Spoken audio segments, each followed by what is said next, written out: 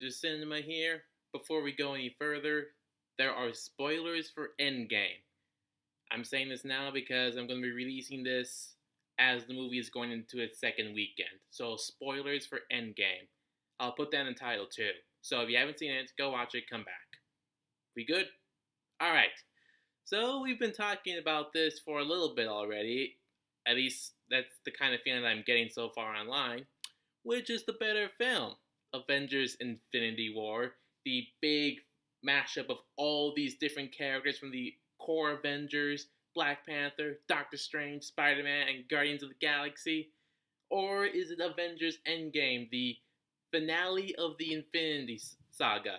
Yeah, I know Spider Man Far From Home is technically an epilogue, but come on, this is basically the finale. Anyway, so I'm not going to be doing my usual 5 rounds for this movie Face Off because these are ultimately just two halves of the same story, essentially. And I just feel like this would be better to just not have structured rounds. But we are going to take this bit by bit. That's still how they handle with their stories. Infinity War is about Thanos actually getting all the Infinity Stones while the heroes fight against him. And Endgame is about the aftermath of that. The aftermath of that. How people are struggling to deal with the consequences and ultimately trying a desperate move to try and ultimately fix everything. Now, these are two long movies. Infinity War is 2.5 hours. Endgame is just over 3 hours. With Infinity War, it moves at a pretty quick pace. Even some of the slower scenes, they're quick enough where it still keeps you engaged. And that's due to the fact that they have to jump between all these different characters. You got, on this part, you got Tony Stark, Spider Man, Doctor Strange, along with a few members of the Guardians of the Galaxy. On Earth, you've got Steve Rogers and his crew, Wanda, Vision, Bruce Banner, and Black Panther. And then over here, you've got actually Thanos with Gamora. There are a lot of different people that it's got to jump around with. So it's got to move at a pretty quick pace that is fast, like I've just said, but also it does give you a good understanding of what's going on with other people in the film. Endgame, the first act of Endgame is slow. Like, it really wants you to realize what is going on in the world after the events of Infinity War when they realize that they just can't fix it. Deals with the consequences, how people are doing emotionally, and how people are trying to move on. Second act is a little bit quicker with the actual time heist of the film, going back into different parts of history. And then the third act is the big, ultimate battle between Thanos and the heroes. And while you could argue it might be just a little bit too long, looking over it, you'd be really, really hard pressed to find anything that you'd probably want to cut out because we're so engaged and invested in what's happening that we are just fully aware of everything. And it doesn't feel too long either. Actually, feels a little quick, actually. Although Infinity War admittedly just move at a quicker pace, Endgame is slower, sure, but that's the whole point of the film, making you realize just what exactly is going on and how people are dealing with it. So now let's go to the actual characters of these films. First, let's start with Thanos. Thanos, hands down, the best villain of the MCU. Although, if I have to be honest, I do prefer Infinity War a little bit more than Endgame. Infinity War, he was the main focus. You really understood where he was coming from, his motivation, what he was doing to do it, his thought process, his emotions, even. With Endgame, he is a little bit more of the traditional villain role because Endgame is focused on the actual heroes. However, with Thanos and Endgame, I can understand what they're trying to do with him. Because in Infinity War, it's shown that he has this unshakable belief that his way of saving the universe is right. That he believes he's the only one that can do it, and that there's only one way to do it. And so when its ultimate past self from 2014 goes into the future to see what the universe is like, he ultimately, in a small way, kind of snaps, saying that, well, if he can't do it his way, he's just going to destroy everything and start all over, create a universe that'll truly be grateful for him.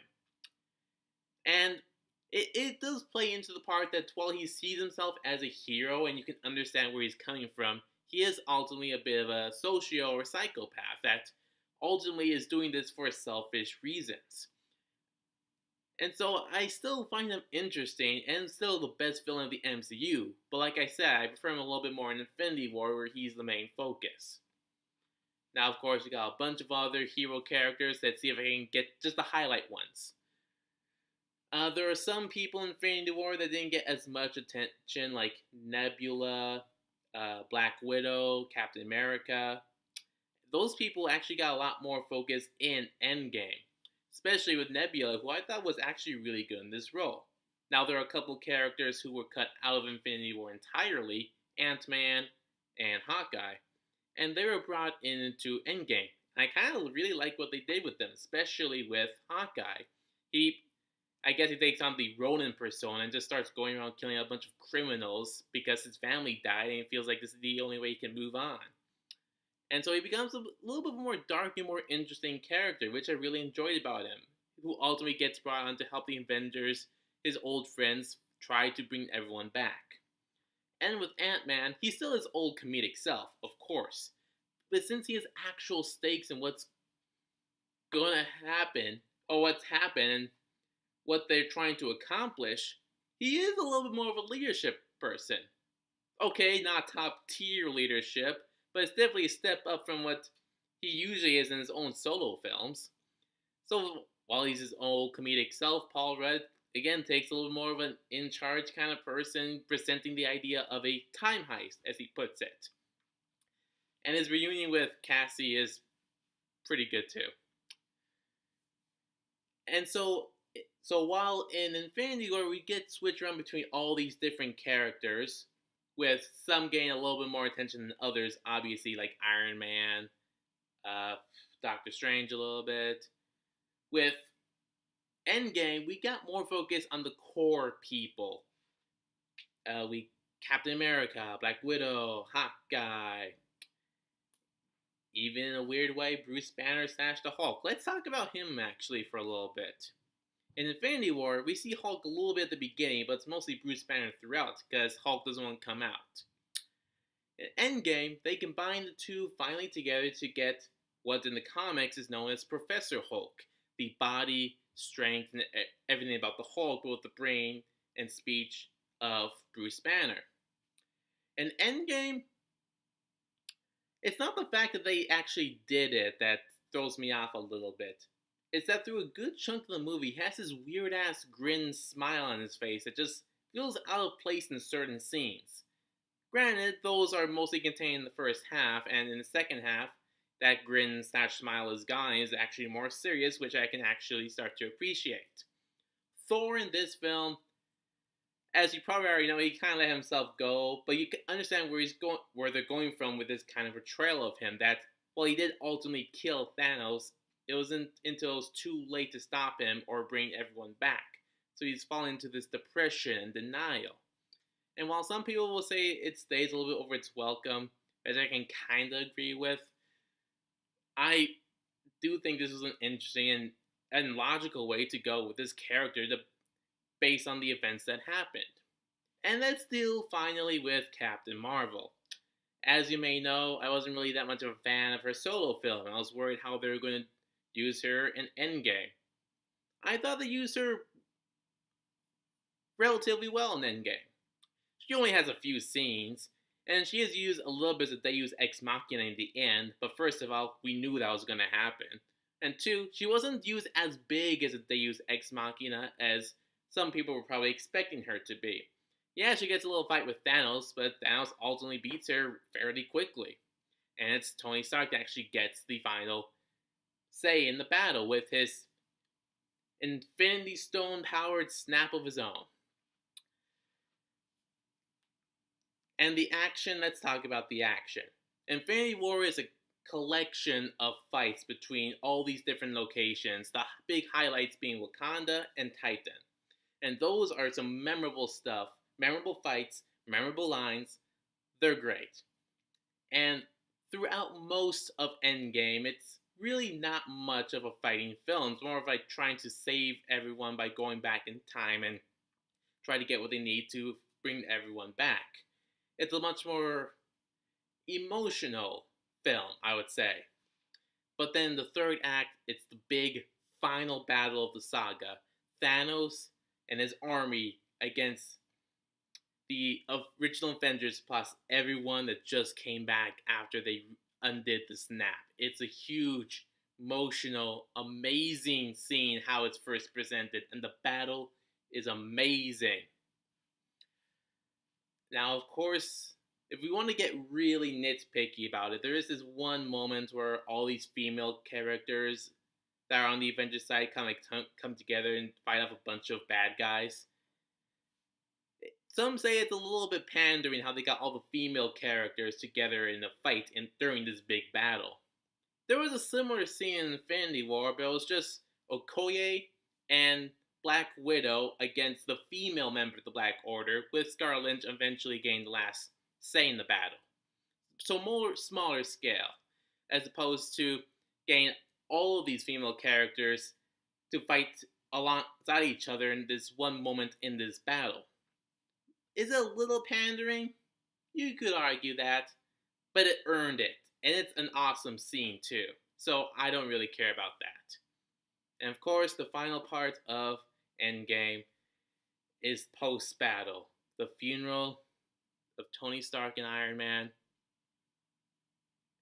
I don't think I can say anything that people aren't already thinking of, already said. It's just the most emotional scene in the film, the most emotional scene in the entire Infinity Saga. So, and Infinity War definitely ended on an emotional one too, with all the characters being turned to dust, with Peter Parker begging his mentor to try and save him, saying he's sorry. That was emotional, and also a kind of like a dark note to end with Infinity War. With Endgame, it is an emotional ending, but a much more positive note than Infinity War. And both have their pros, different sets of pros with that. So ultimately, these are two halves of the same story, but they are handled differently.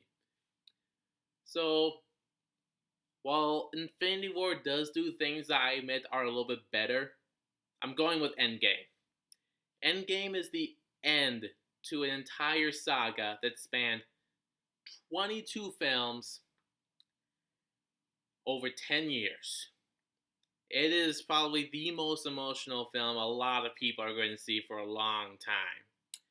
And so it is for that reason, and the fact that it has so much engagement and investment from the audience, that we want to see this. We need to see how this ends. It is a cinematic event. Infinity War was too, but this is a much more higher stake, much more final event. And so with that, I'm giving the win to Endgame. So that's all I really have to say right now.